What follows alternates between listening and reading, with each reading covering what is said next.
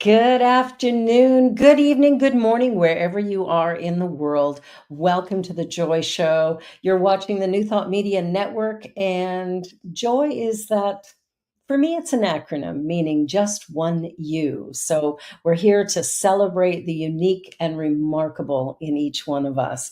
But let's begin first with our land acknowledgement. We're honored to be meeting on this land that many First Nations, Inuit, and Métis people have called across Turtle Island have called home. We acknowledge and thank the original caretakers and knowledge keepers of this territory, the Mississaugas of the Credit, the Anishinaabe, the Chippewa, the Haudenosaunee, and the Wendat. We also give thanks to all other Indigenous peoples, recorded and unrecorded, who have shared responsibility for this territory. In honoring the Dish with One Spoon Treaty, which protects this territory, we accept our responsibility to peaceably share and care for the resources that surround us. We also acknowledge, as inhabitants of these lands, that inequity and discrimination continue to affect our BIPOC and 2S LGBTQ plus family. We therefore strive to be allies and take an active part in reconciliation. Recognizing our ultimate oneness and acknowledging our reality, past and present, we commit to moving forward in a spirit of mutual cooperation because we are one. Well, welcome, welcome. Today, my guest is Charlene Biggerstaff. She is a yogi. She is also a city councilor in her town, and she has been supporting her community in remarkable ways for a long time. With a very diverse career, you are going to enjoy this next hour. Welcome, Charlene. I Hi. didn't give your full bio because, we got to get into the meat of this. Tell me about being a yogi. Well, it's one of my favorite things to do and to be and to share. So thank you, Barbara Jean, Reverend, for having me here. And I really do appreciate it.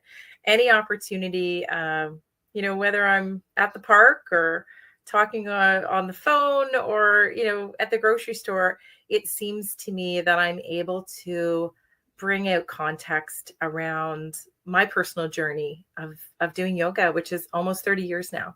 Wow, good for you. Now, what got you into it in the first place? Oh, How do you well, get there? yeah. So it was many moons ago, and yoga was certainly not on every corner like it is today.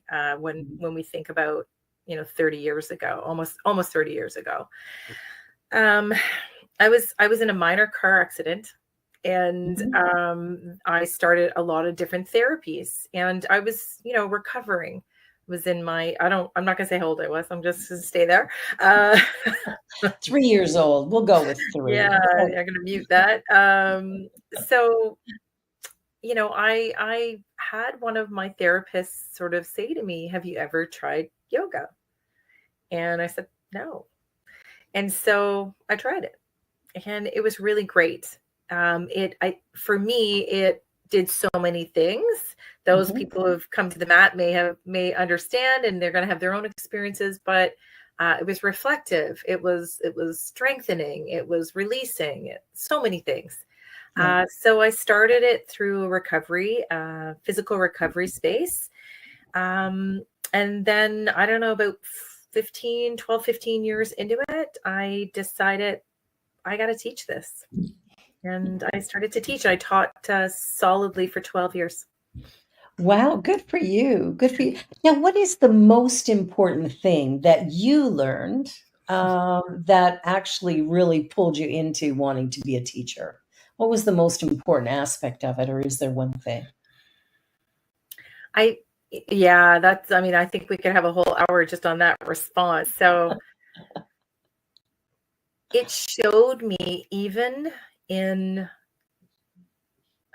and I often, this is how I describe me when had a lot of my soft tissue injuries, my broken parts. It Yes, showed yes. me through my broken parts situation, um, where I was able. Mm. And it was a car accident, but I wasn't legally able to drive for 6, 8 months. So I couldn't turn my Okay. head, I couldn't twist. I was really jammed up. Yeah. And so it was tough, in that 20 zone. And it was really, really tough. It was always tough to be unable in some Yeah. whatever's taken away. Mhm. But it really showed me that there was compassion and there was possibility in my body. And that was really profound to me because, I couldn't find that lifting weights. Like that, Mm. not in that time. Now, even the gyms are doing things softer and more rehabilitative and, different Yes. lenses. So things are different today. So it was just this place where I could really just start to heal. Nice, nice. I know what it's like to be disabled. I have a condition called spinal stenosis, I know which exactly what. excruciating pain, unable to stand, bend, walking was impossible. So I was using a walker or a wheelchair to get around. And I had a spiritual healing a year ago, year and a half now, and I'm perfectly fine now. But the work I've been doing, because I've had double hip replacement as well, because I'm only 32. Get it. Just kidding. But what I found is through that surgery and having to recover from that, it took a long time, and I have a great empathy for people who are, trying to cross the street with their walker, Yeah. and traffic is getting it's like I know that pain so well that I will stop for half an hour if that's what it takes for you to cross. I'm okay with that. Like it's, just even having empathy for somebody who's in that kind of pain. It's hard to see it because you can't see it. Yeah, and that's Mm. something I felt through my recovery process because as I kind of gained full recovery, full function of sorts, I had lots of setbacks, like a year later, 2 years later. That was sort of the first 7 or 8 years of my recovery process. I was like, "Oh, I'm good now."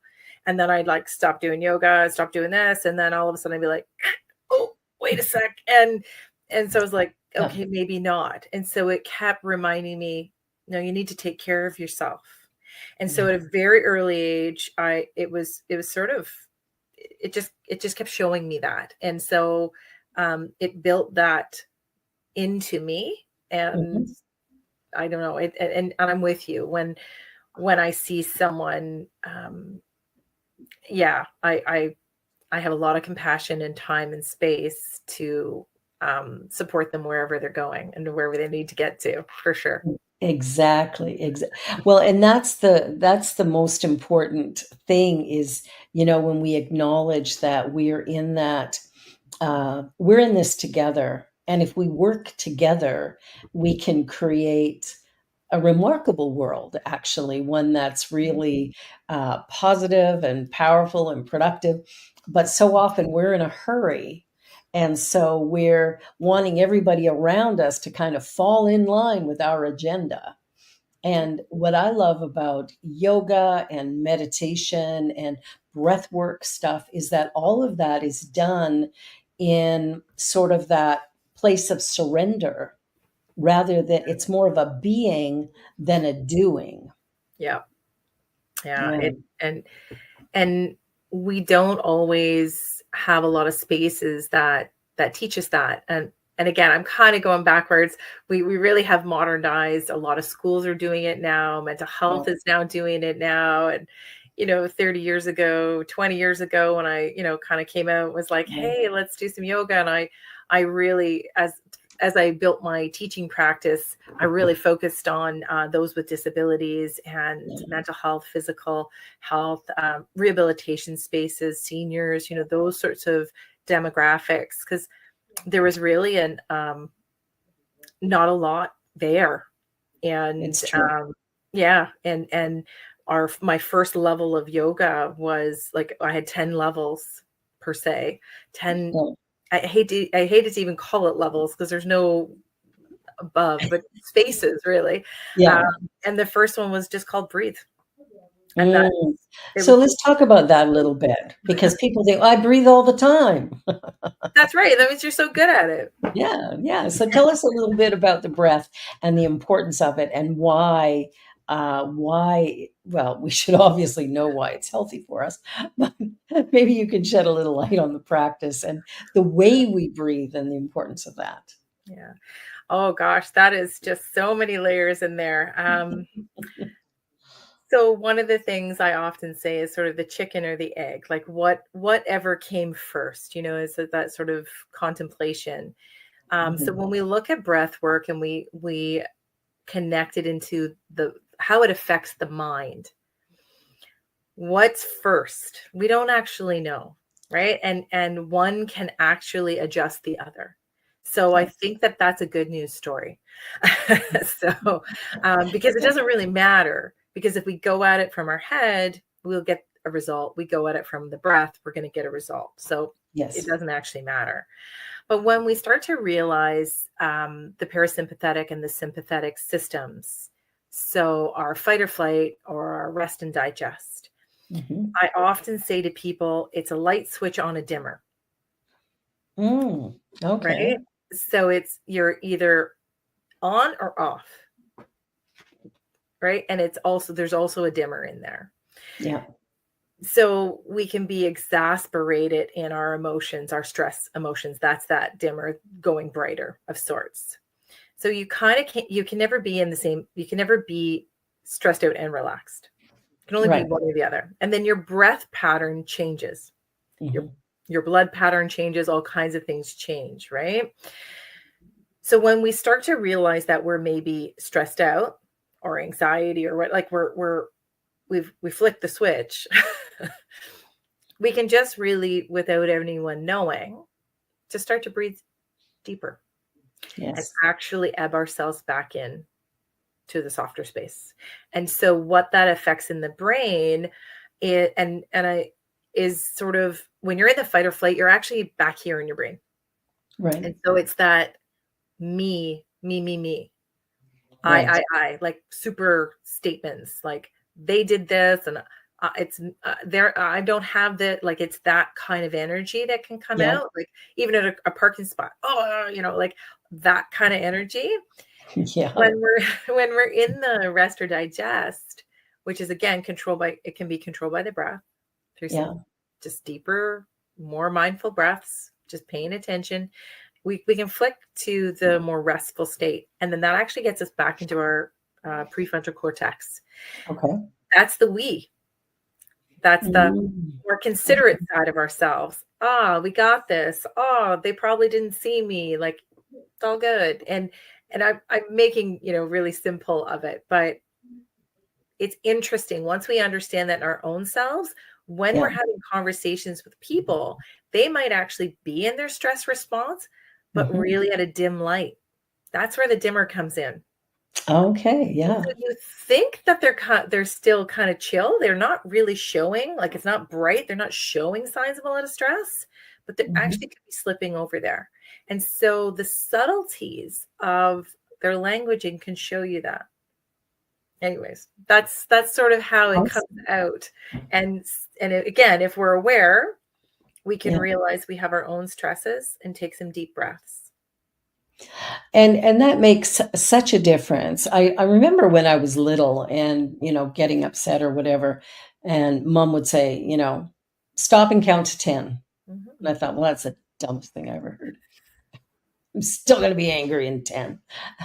But it makes a lot of sense to me now, to just stop for a minute and yeah, and You're rolling down the pause. dimmer. Take a breath, turn that dimmer down. Yeah, it really does it makes a huge difference, and it does it so quickly.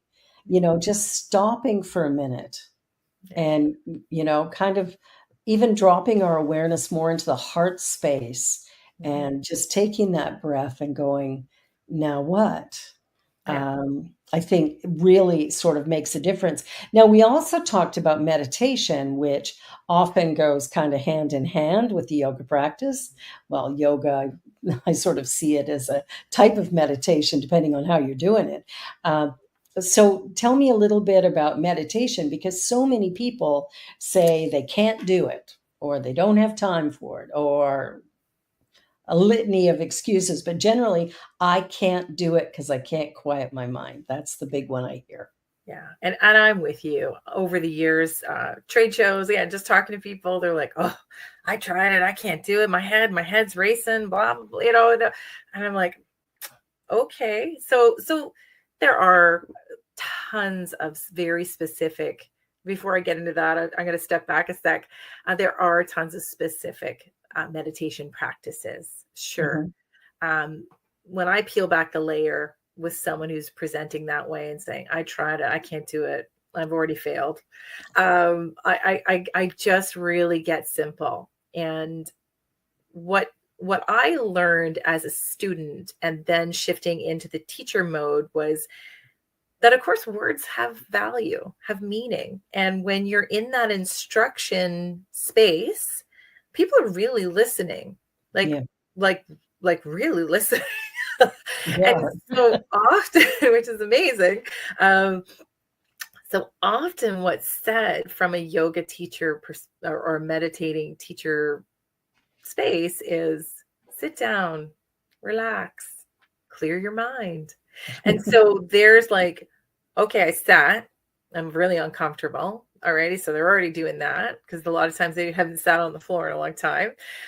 Relax. Like, I just got here, relax. Like, is this a switch? Right? Like, what do you mean relax? And like, clear your mind. I'm like, the mind just gets so loud. And so if it was like baking a cake, right? You need a pound of sugar, you need like 4 tons of eggs. It's like, well, how, you need a dump truck. Well, how big is this cake? Like the instructions don't match.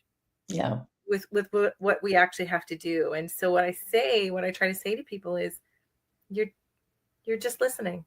Just listen. Just listen.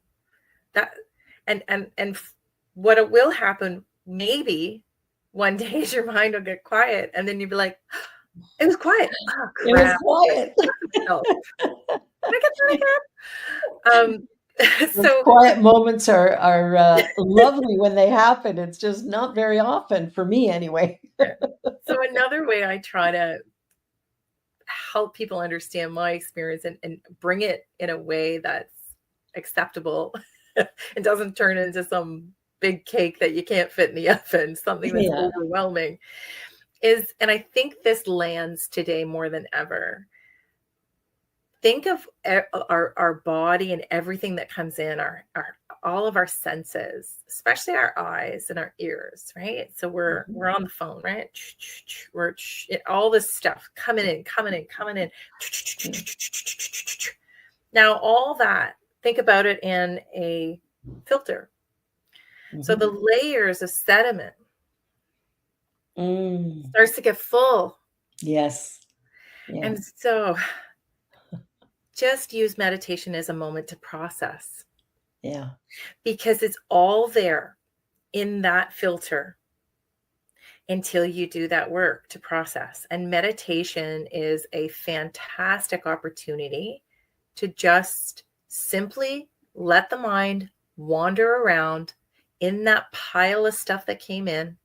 And some of it is like, why did I just think about the bike I rode when I was 4? That was random. And let that come in and then let it go. Exactly. And just start to process. And if we can then work on, if we let people off the hook with be silent, relax, hurry up and feel better. Hurry up and feel better. That's not how it works. So we give them context, they can actually do that work. Yeah. Then I suggest you don't have to sit on a mat. Go in your garden. Yeah. Bring your cup of coffee. Watch the birds. Watch your dog. Go for a walk. Go for a walk. Watch a fireplace. All of those are valid. And people go, well, I do that. I go, I know. You're a good yogi. You can meditate. Now, you want to do a really specific practice where you're, it's square breathing or, bringing your breath and bringing attention to a body part. you Yeah. practice that. Practice that. It's just one more thing you can be doing. Now, do you have a website for your yoga practice, or are you doing I used anything with to. that these It was days? under 10yoga.ca or .com, and I don't actually have it up and live because I stopped teaching officially in 2019. I took a 1 year pause, Okay. Yeah. and I came back. I closed the yoga studio and the mobile programming, and it was a lot. Mhm. It was a lot to take a step back, but it was time. Yeah. Yeah. And my plan was to come back a year later, and I did. And the plan was actually to be online, and I was. And then 20 January, February 20, February 2020 got a little messy, if everyone remembers. Yeah. Really? What Yeah, happened? kinda got messy. And yeah, by the time mid-March came, I stepped back from that. Really trying to be as mindful as I could about holding space Yeah. in a global pandemic, and quite Yeah. frankly, taking money from people. I just, and I wasn't sure I could really hold space. It was just such an unusual time. Yeah. And to try and, like you say, hold space for someone else's experience, very difficult during that time. I know as a minister, at the time I was working in two churches, and it was it was a lot because people were really, really struggling. Um, I was never busier than ever. Like it was so busy for me. But I think I think it really interrupted so much of what we do, which sort of reflects back onto what you were saying about the pause, because really COVID was a pause. Mhm. Our animal life flourished, our plant life flourished, because we took us out of the equation. Yeah. We took the doing out, and all of a sudden the world was being uh, alive again. Yeah. I would agree. There were so many people feeling so many things all at the same Yeah, time in a sort of a collective consciousness of stuff, and so yeah, many things shifting.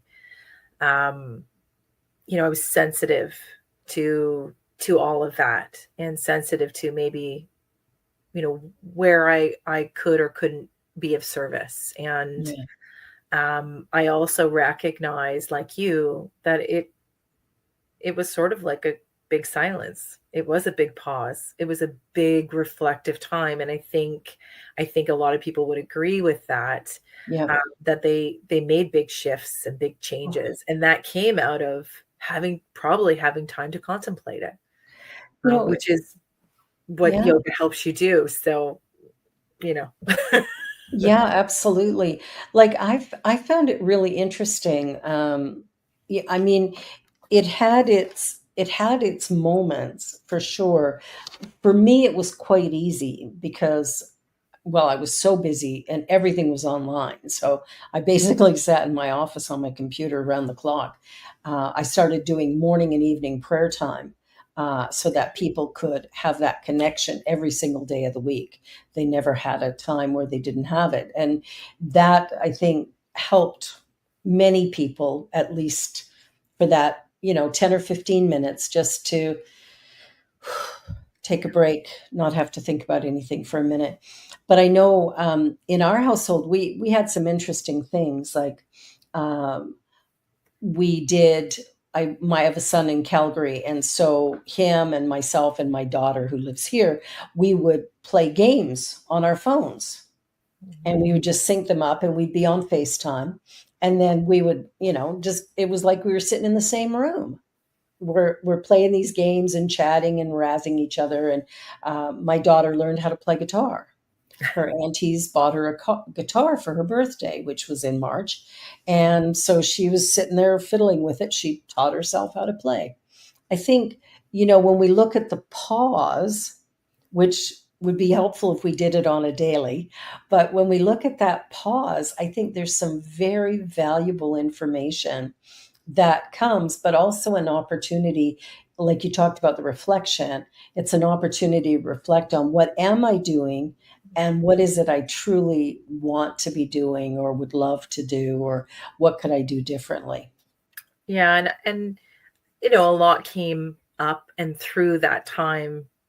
And if, we could, tag a few positives out of it, which can be tricky Hmm. for many people. I would say I think people respect their time differently now. I think so. I think And so. that is a great thing, because for over a decade, I taught a lot of people on the verge of burnout or in the process of recovery of Yeah. burnout.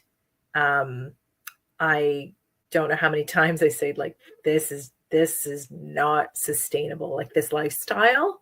Yeah. Um, and I get it. I got my own sometimes, like, but I also go, who set this calendar up? They're fired. And then I realize I have to hire myself back. Uh, so I kind of do it to myself sometimes, but I do think that time became very valuable, or Hmm.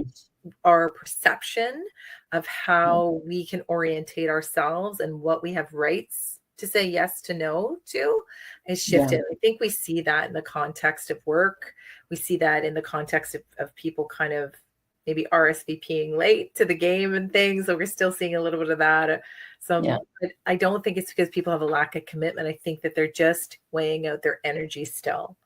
Yeah. And I do believe that most of us are still recovering.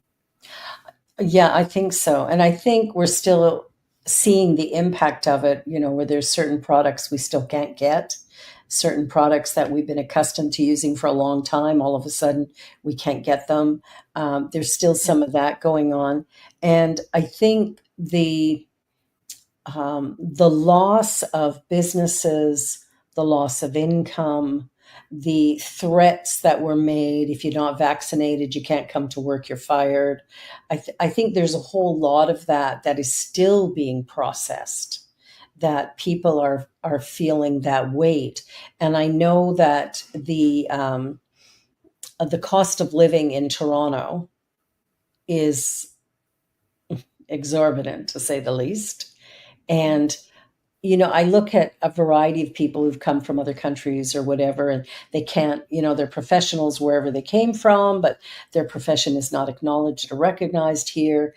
And, we're just looking at all these ways in which we're not meeting the needs of each other.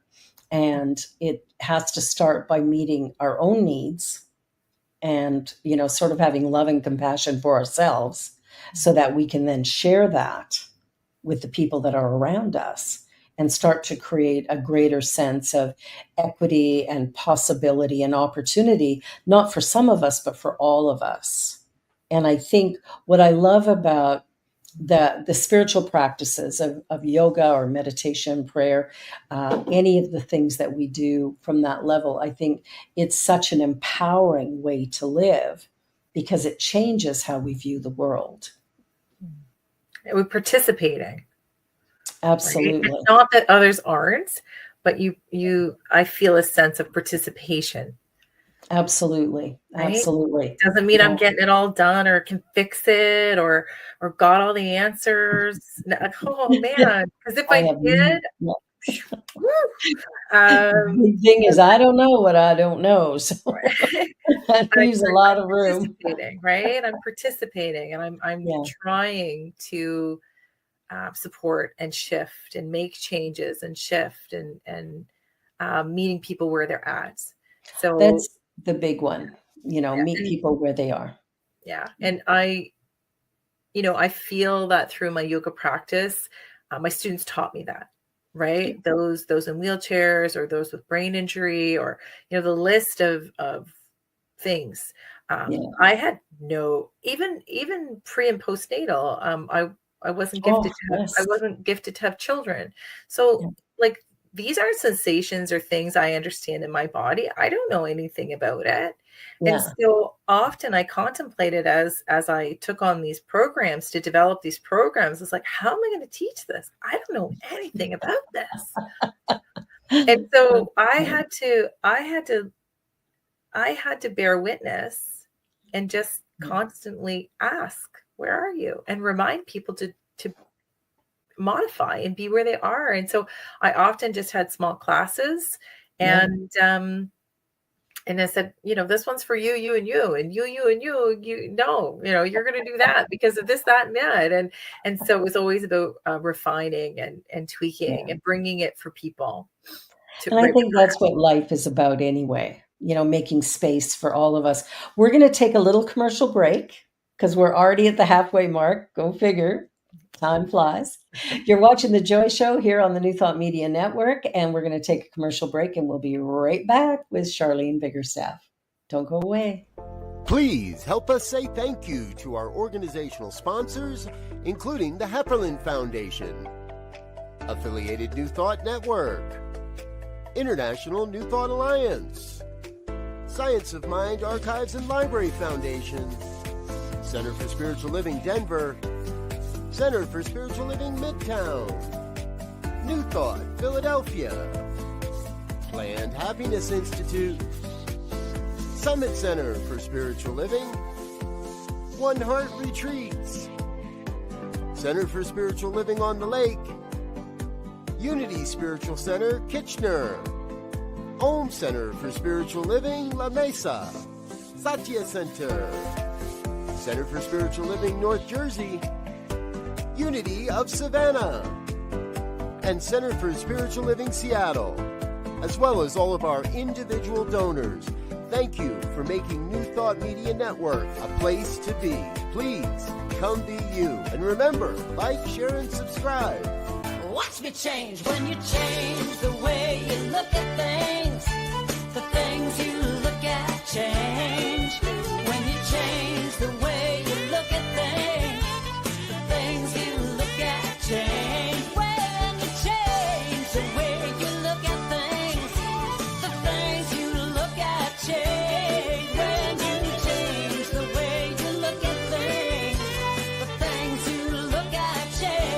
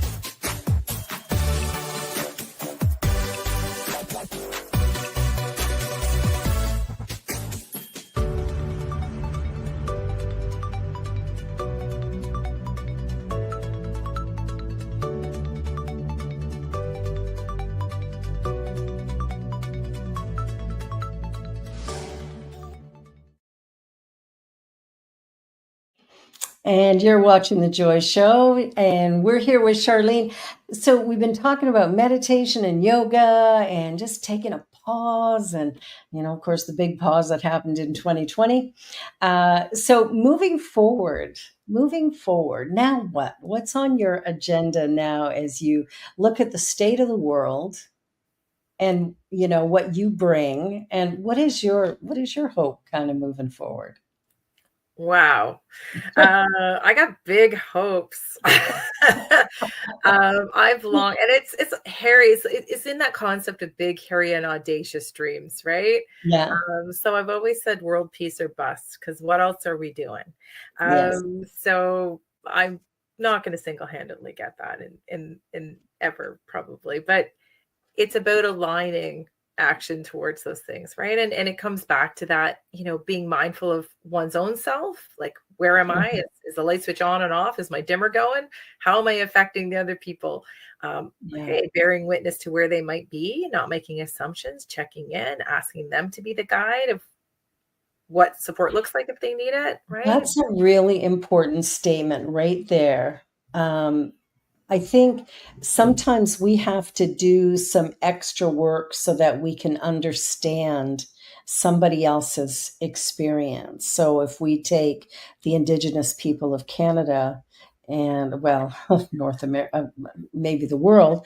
Let's not make it small, let's make it big. So the indigenous people who had it right from the beginning, they had a way of walking on Mother Earth that respected it. And we kind of destroyed that. So when I look at, when I look at some of the injustices in the world right now, and then I look at what am I capable of doing, it has to come back to each one of us doing our piece, because if each one does something, that impacts everything. So, like Gandhi said, be the peace you want to see in the world. I had a client years ago who goes, I had you pray for peace for me, and everything's falling apart. Nothing's going right. And I'm like, and I'm never going to be peaceful like this. And it's like, well, because peace is a choice. And I think we forget that sometimes. We think we pray for peace, or we pray for, happiness or joy or love or whatever, and then life continues. Like the Buddhists say, before enlightenment, chop wood, carry water.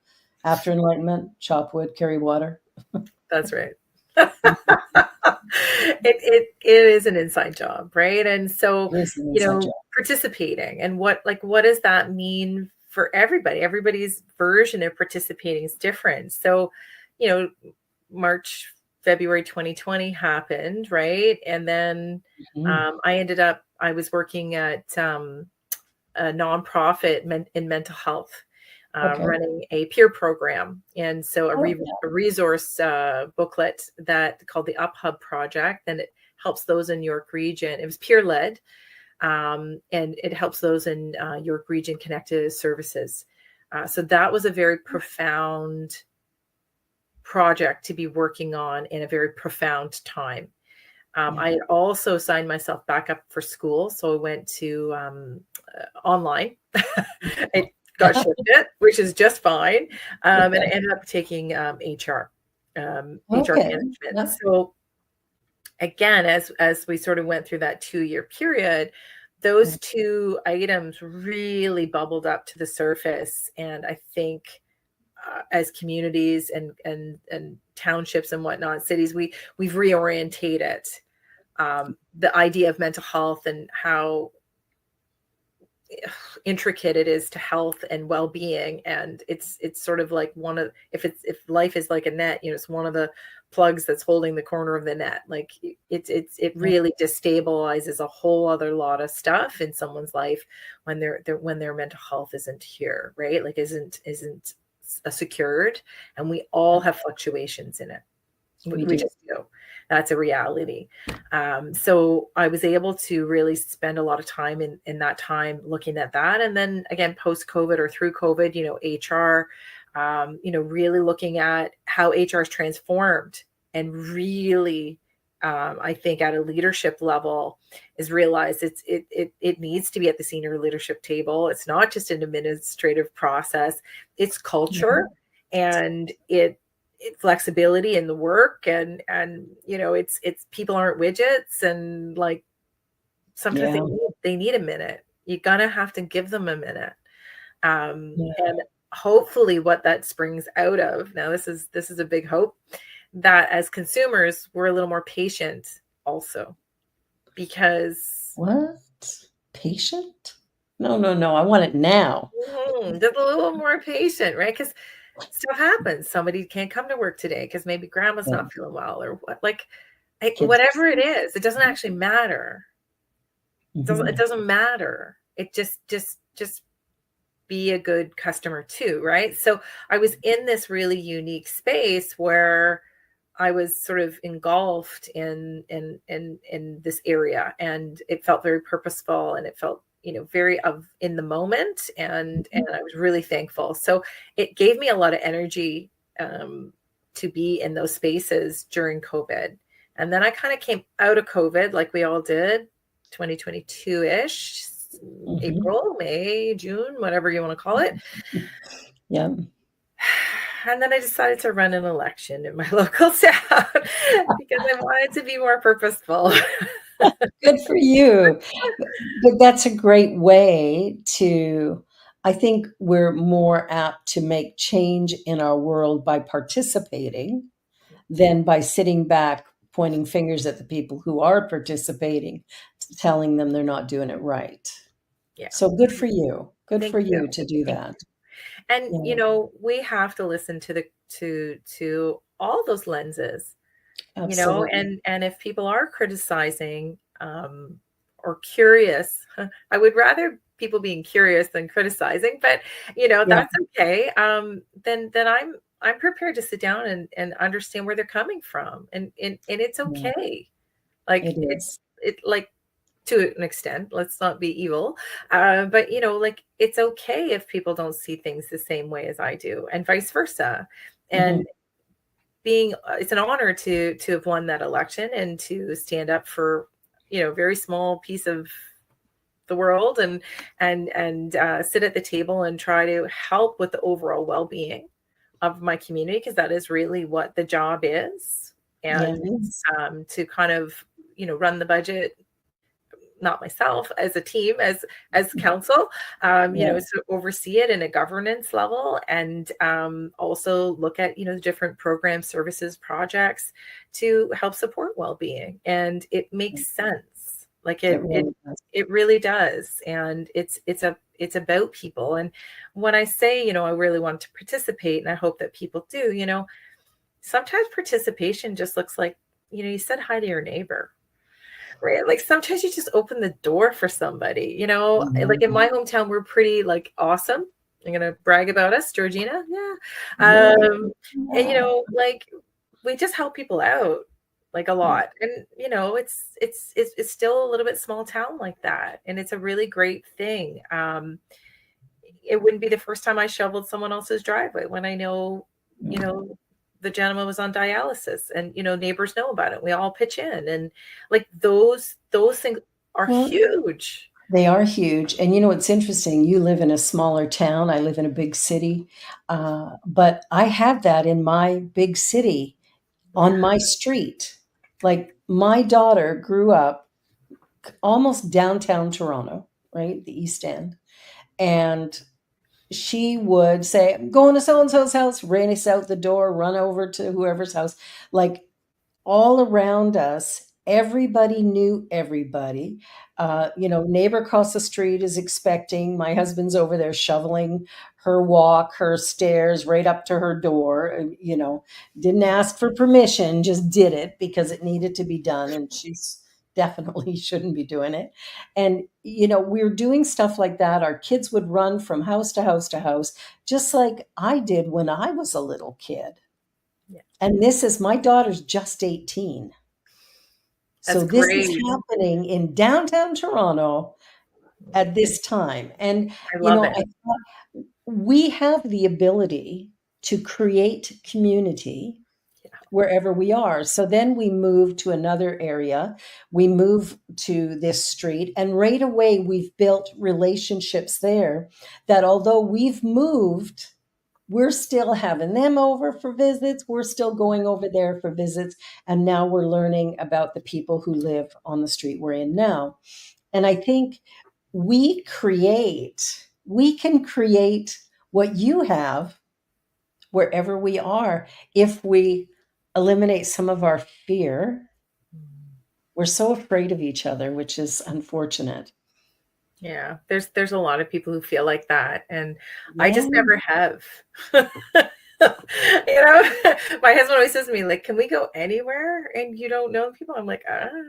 I took probably my not. aunt up to Barrie, and we opened to do an eye surgery. We opened the door, and I'm hugging the receptionist. I've known her since she was 5. My aunt's like, "Really?" Yeah, But that's the cool thing about people, and I yeah, think what you touched on was sort of micro communities. And exactly. there's those layers of when we look at like the happiness studies, and when we look at the blue zones, those areas where more people who are 100 are living to 100. Mhm.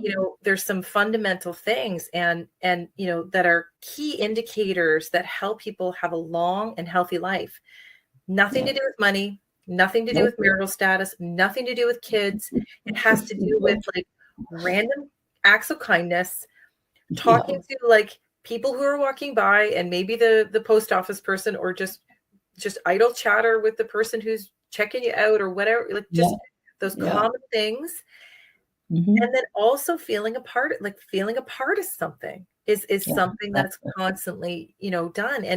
And I think that's where, for you, like a spiritual, bringing people together in a spiritual practice, bringing people, that's also a community, right? There's so many It is, yeah. contexts inside of our towns and our cities and what community is, whether it's a baseball league or all of these things, and Yeah, so when I it say all works. Yeah. participate, Mhm. it's really easy and quite broad. And it really And we helps can with do it. health. Yeah, And when we circle it back to COVID, if we really look at what was taken away from us, it was our ability to participate too, it was. right? Yeah. And we've got to get participating again. That's been, that's the challenge that I'm having right now. We do all our services online, and getting people in person to do something, it has been a bit of a challenge to try and make that happen. And it's for me, I'm like, oh, come on. It'd be so great if we were, whenever we do get together, it's like a big hug fest, and there's so much love, and it's so beautiful. And yet we're maintaining the distance. And then the distance is okay too, because I can have this interview with you, Yeah. and I have students in Saskatchewan, in Alberta, in the US, in the islands. Like, I can have all of that Yeah. because I'm online, but Yeah. there's still a need to be together. And I think sort of rebuilding that is taking much longer than I expected. People are still afraid. Well, and I don't know if it's being afraid, because I know you're hearing from different people, and Mhm. that very well could be a part of it. Yeah. What I'm seeing, also maybe, or on a separate side, is the energy levels, the inconsistency in the energy levels. And for Yes, I me, agree. that comes back to recovery. Yeah. So are we really aware that we're actually all in recovery? Have Thank you. I don't think we're there. I don't think we're there. I think Mm, this is the analogy I've used a few times. It's like one of the big highways. You got a 400 car pileup. Just cars are just slamming into each other. You're one of the front runner cars. You're beaten up. You're a bit bruised. Got some blood, but you're good. Okay. You get out of your car. All the EMS cars are driving the opposite way to the highway, shut down anyways. They've yeah. all gotten out. You're limping. They're like, ma'am, we need to check on you. You're like, I gotta go. They're like, ma'am, we need to check your vitals. We're gonna make you sit down here. I gotta go to work. I don't have time for this. Yeah. You're right. That's where I That's where think we are right now. that's sort of what, if I can draw it out, that's what I'm reading. And with that push, that adrenaline push, or that Mhm. like the real have tos, which might be work or kids or whatever, there's only so much energy and capacity. And so where we used to be able to find, this wide zone of consistency, now Mhm. I see it more like a skipping stone, Yes. really up and down. I'm not saying every single person, but I also have a lot of years of work around recovery, and people are doing too much and they don't have enough backstock. You know what? You nailed it. You nailed it. That's exactly what I'm seeing from people and hearing from them, without the awareness that they're recovering. Yeah. I Yeah. think that's It's under the radar. Like, it's like COVID's yes, done. We're good. The and we're cars not. are still piling up. There's still a cleanup to do. It's Yeah. not that far behind us. Yeah, no, it hasn't ended. It's interesting because when I think about it that way, when it comes to looking after ourselves, when it comes to meeting our basic needs or really listening to our bodies. We're not very good at that. And what I love about yoga is that it brings us back to that. I think it brings us back to a real connection of body, mind, and soul. And that to me feels really important, especially right now. It is. It really is. And in some of those lower level yogi programs I had, breathe was the first one. Like meditate. Like Breathe. just I don't know, 1 cup of coffee. Just sit on your front porch. Like just without your phone, like without everything coming in. Let something come down. Yeah.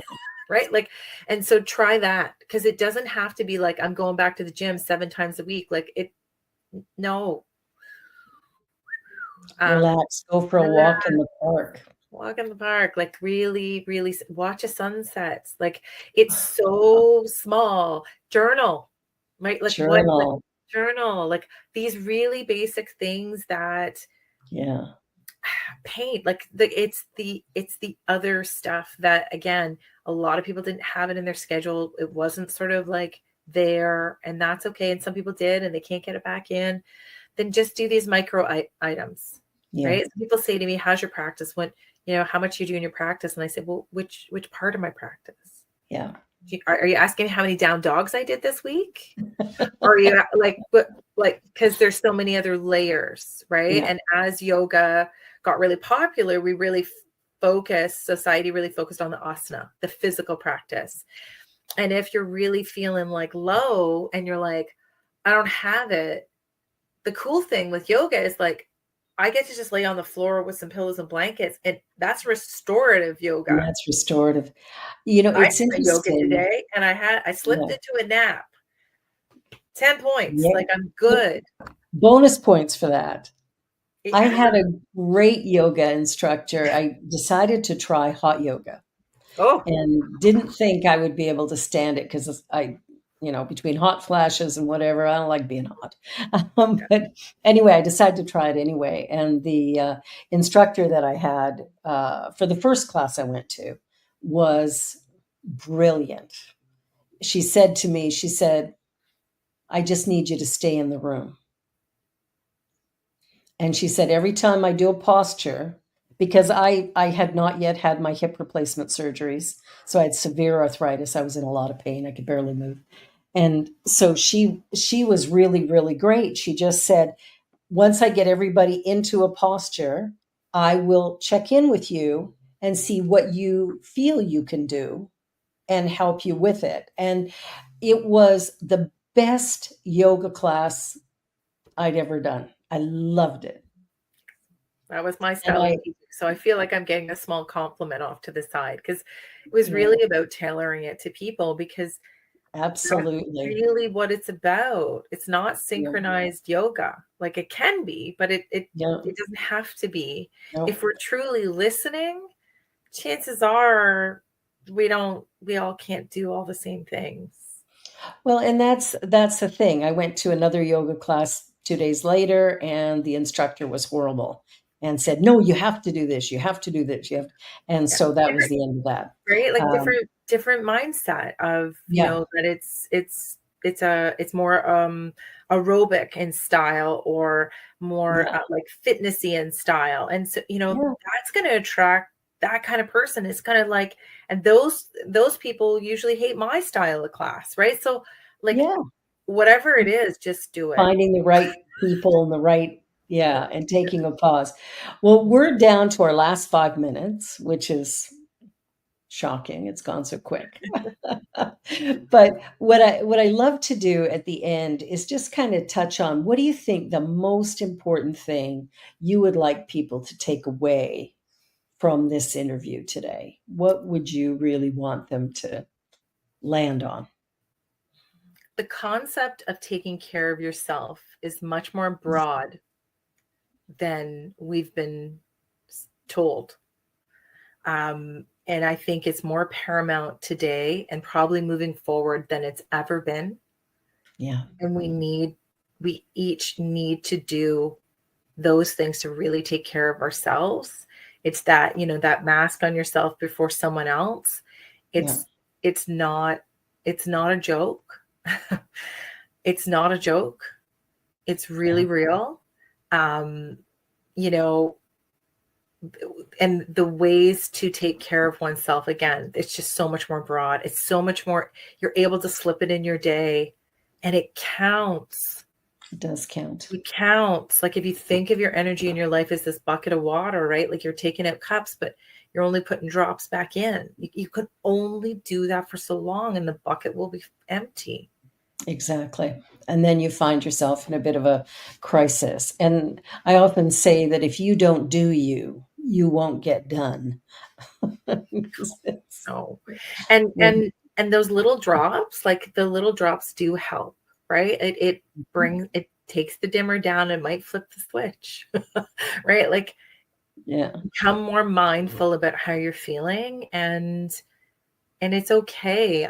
It's okay. We're all getting through, whether this is COVID related residue or if it's decades of stuff prior or something that just happened this week. It doesn't actually matter. Yeah. In the context of self-care, and also how important connecting, participating, whatever that means for you, is for our health. And like, you don't have to take it from me. Like, Google that stuff. Like, it's huge in the benchmarks of longevity and happiness. Yeah. And I think that's what people want. It is, absolutely.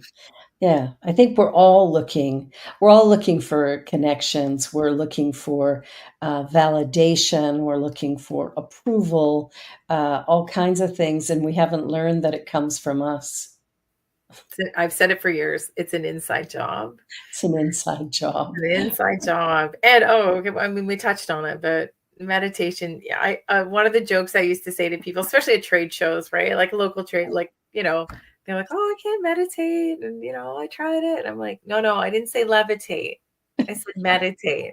But yeah, people were like, "What?" I'm like, "Okay, keep it real."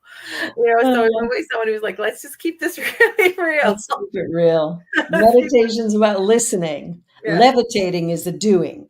That's right. A whole different monkey. I haven't figured that one out yet either. Not sure I'll get there. I did have the experience of stepping outside my body during meditation, but I have not levitated. So that'll come down the road when I'm better at it, maybe. We'll see. Yeah. Well, I'm so delighted that you were here today, and I would love to have you actually on my other show, which is called Spirit Cafe, which is Courageous Conversations for Changing Times. Mm-hmm. And what I made myself a note to talk about the recovery process, because I think that's where we are right now, and we don't know that. No. So that's great. So stick around when the show ends, and I want to just talk to you for a brief minute more before we close it all off. And my final thought is, if you don't love you, how are you going to love anybody? Like, we can only give what we've got. And so fuel up, fill yourself up, love yourself enough to have the energy to be in life. It's not about what you do or don't do. It's really about being. And I did a talk on Sunday, and it asked the question, whose should are you living?